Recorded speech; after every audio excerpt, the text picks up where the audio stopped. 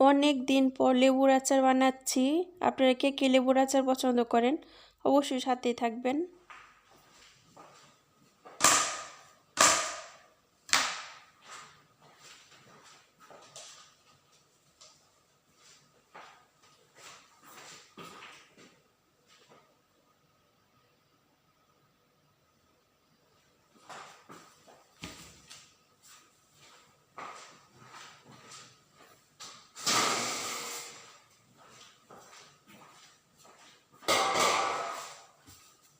আসসালামু আলাইকুম, সবাই কেমন আছেন? আশা করছি ভালো, আলহামদুলিল্লাহ। আপনাদের দোয়া আল্লাহর অশেষ রহমতে আমিও ভালো আছি, সুস্থ আছি। তো আজকে দেখতেছেন অনেকগুলো লেমন, এই যে অনেক লেমন, এগুলি সব আচার বানাইতে পেব, তার জন্য কাটবো। আর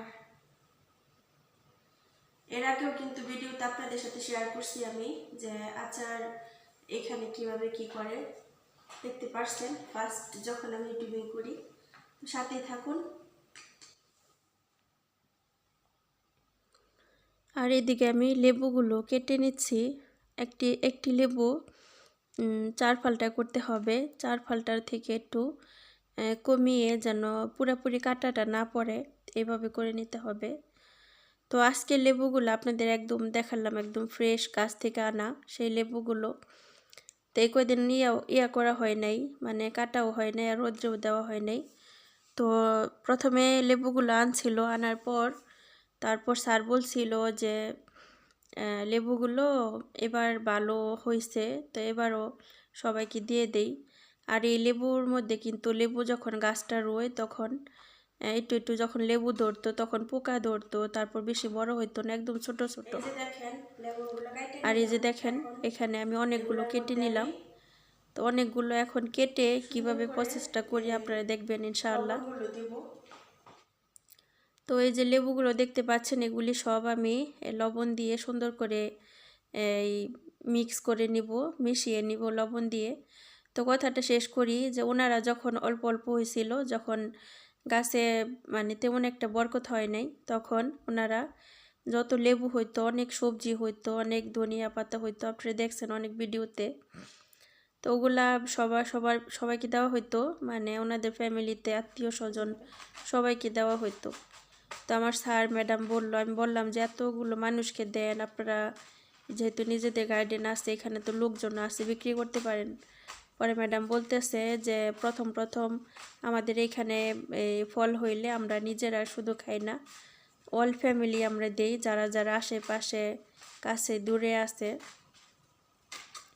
সবাইকে আমরা দেই, দিয়ে তারপর আমরা খাই।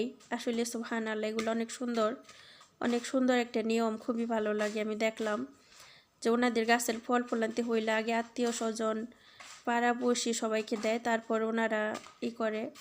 সুবহানাল্লাহ, এভাবে যখন ওনারা সবাইকে দিল, দেওয়ার পর এই গাছের মধ্যে অনেক সুন্দর সুন্দর ফল হইল। আগে এই দেখছেন বড়ই গাছের মধ্যে পোকা হইতো, বড় বড় পোকা, এখন আর ওইভাবে পোকা হয় না, কারণ ওই যে সবাইকে দিয়ে বরকতটা বাড়াইছে আলহামদুলিল্লাহ। তো লেবু গাছটা ওই রকম, লেবুর গাছের মধ্যে এরকম হইতো। আর এইবারই ফার্স্ট হয়েছে এত বড় বড় লেবু, তো সবাই অনেক খুশি। তো ম্যাডাম বলতেছে, আমি স্যার বলতেছে সবাইকে দিয়ে দেই। পরে ম্যাডাম বলতেছে না, এবার দিব না, সামনের বছর দিও, আবার যখন লেবু হইব তখন দিও। এবার যা আছে লেবু, প্রথম লেবু দিয়ে আমি, এত বড় বড় হয়েছে এই লেবু দিয়ে আমি ফার্স্টেই আচার বানাবো। তো লেবুর আচার কীভাবে বানাই, যে আপনাদের সাথে দেখতেছেন যে এটা প্রচুর লবণ দেওয়া হইতাছে। এই লবণ সহ আমি রোদ্রে শুকাবো, শুকিয়ে তারপর বাকিটা আপনারা যখন করি তখন আপনি দেখতে পারবেন ইনশাআল্লাহ। আর লেবুর আচার কিন্তু অনেক মজা, অনেক টেস্ট, আপনারা বছরের পর বছর রাখতে পারবেন। গেছে বছর কিন্তু আমরা লেবুর আচার বানাইছিলাম, বানানোর পর এবারও কিন্তু ওই আচারগুলো এখনও ফ্রিজে আছে, নষ্ট হয় না আর কি। মানে এই যে আপনি যে লবণটা দিতেছেন, এই লবণটাই আর কি মানে আচারটা অনেক দিন বাঁচায় রাখে। আপনারা আসলেই এই বিষয়টা যদি খেয়াল করেন ভালো করে, তাহলে বুঝতে পারবেন যে যেই জিনিসের মধ্যে লবণ বেশি ওইটা টেকসইও বেশি হয়। আলহামদুলিল্লাহ রাব্বিল আলামিন। তা আমি ইদানিং তো লেবুর আচার এখানে খাইতেছি, বানাইতেছি নিজে, একটা অন্যরকম একটা মানে খাওয়ার একটা ফিলিংস আলাদা, তারপর মানে দেখতেও ভালো লাগে আলহামদুলিল্লাহ। আমরা যে শুধু আম, তারপর এই জলপাই এসবের আচার বানাই, লেবুর আচার কিন্তু আমাদের বাংলাদেশে খুবই কম দেখা যায়, কিন্তু আসলে এটা করার মধ্যে একটা আনন্দ অন্যরকম। আর লেবুর আচার খেতেও অনেক মজা, মাশাআল্লাহ তাবারাকাল্লাহ। তো সবগুলো আমি লেবু একদম রেডি করে নিলাম, নিয়ে এই যে এরকম কাচের বয়মে আমি রাখবো। কাচের বয়মে রেখে তারপর রোদে শুকা দিব ইনশাআল্লাহ। আর এটা অনেক দিন আমাদের বাংলাদেশে যদি আমরা শুকাইতে যাই তাহলে আমাদের প্রায় প্রায় 15 দিন কিংবা মানে 20 দিন এরকম শুকাতে হবে। এগুলো শুকিয়ে যখন একদম মানে ভিজা ভিজা হয়ে যাব, যখন একদম সফট হয়ে যাব মানে শুকাইয়া, তখন এটারে আচার বানায়। মানে বলতে কি, লবণ এক হয়েছে লবণ দেওয়া হয়, আরেক হয়েছে লং টাইম রোদ্রের মধ্যে রাখা হয়। এদেশের রোদ তো আপনারা জানেন, যারা বিদেশে থাকেন তারা জানেন যে কত তাপ এদেশের লেবু রোদের।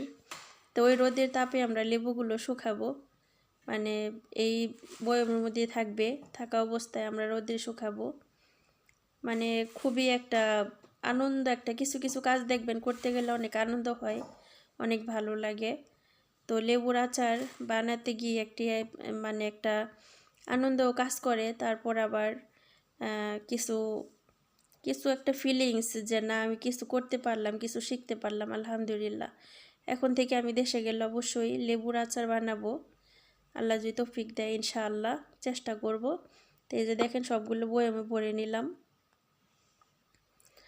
আর এই যে এইদিকে 3টা বয়ম আমি লেবু দিয়ে ভরছি, 3টা, একটা কফির একটা বয়ম ছিল ছোট, আর বাকি 2টা ঘিয়ের বোতল ছিল। এগুলা মানে এগুলোর মধ্যে ঘি আনা হয়েছিল, ফ্রেশ ঘি, পাকিস্তান থেকে ঘি আনছিল।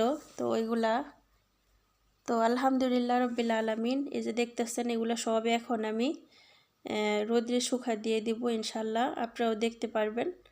আর আপনারাও ট্রাই করে দেখবেন, লেবুর আচার অনেক মজা, অনেক স্বাদ ইনশাআল্লাহ। আর আজকে রোদ্রের তাপ নাই তেমন একটা, বিকেল টাইম, তো এই বিকেল টাইমে আমি চলে আসলাম এখানে। এই যে রোদ্রে সব কিছু দিলাম আলহামদুলিল্লাহ, 5 থেকে 7 দিন এখানে শুকাবো ইনশাআল্লাহ। আর যদি এর আগে হয়ে যায় তাহলে তো অবশ্যই শেষ হইব। আমার আইডিয়া 5-7 দিন, ম্যাডাম বলতেছে যে না 5-7 দিন না, 3 দিনে দেখবা পারফেক্ট হয়ে গেছে। তো আমি বললাম ঠিক আছে ইনশাআল্লাহ, দেখা যাক কি হয়।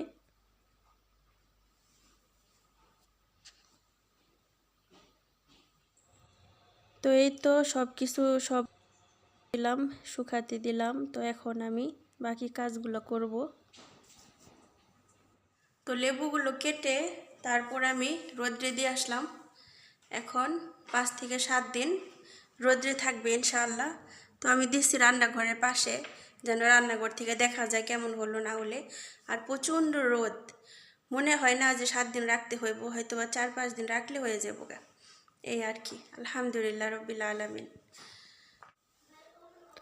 আর এইদিকে চলে আসলাম আমি গাহুয়া বানাতে। ম্যাডাম ফোন করে বলতেছিল যে গাহুয়া বানাও, তো গাহুয়া বানাচ্ছি আলহামদুলিল্লাহ।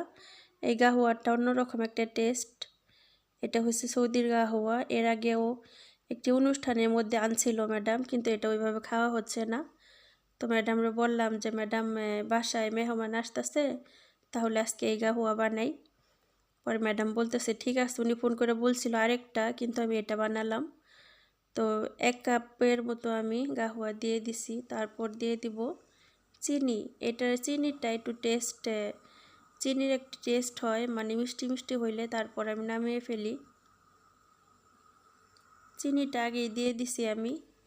আর এই যে দেখেন এটার মধ্যে আমি ফ্লাক্সের মধ্যে ঢেলে নিচ্ছি, এটার মধ্যে কিছুই দিতে হয় না, ব্যাস চিনি আর হচ্ছে গাহুয়া।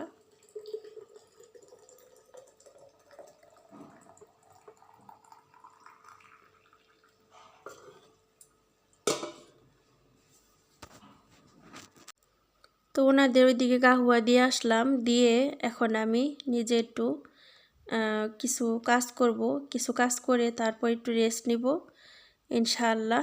তো মাই ফ্যামিলি ফ্রেন্ডস, আজকের ব্লগটা আপনাদের সবার কাছে কেমন লাগলো অবশ্যই কমেন্টের মাধ্যমে জানাবেন। যে যেখান থেকে ভিডিওটা দেখছেন আশা করি পাশে থাকবেন। তো ভিডিওটি এখানে শেষ করব। আল্লাহ হাফেজ, আসসালামু আলাইকুম।